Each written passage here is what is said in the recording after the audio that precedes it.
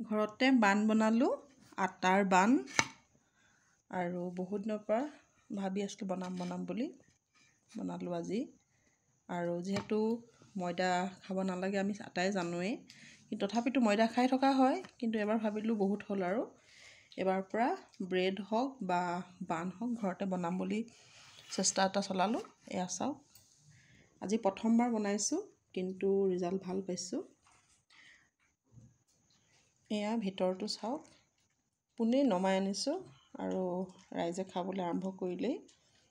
গতিকে এয়া চাওক, এইটো হ'ল তলৰ ফালটো আৰু এইটো ওপৰ ছাইডটো। অকণমান ৰঙচুৱা হ'বৰ কাৰণে কণী কুহুম এটা অকণমান সানি দিলোঁ। গতিকে এয়া বহুত গৰম হৈ আছে, দেখিছে ধোঁৱা বলি আছে, দেখিছেনে? একদম সহজ হয়, মাত্ৰ অকণমান লাগে আৰু ধৈৰ্য শক্তি, কিন্তু একেবাৰে সহজ। ৰেচিপি বহুত সোনকালে আহি আছে, চাবলৈ নাপাহৰিব।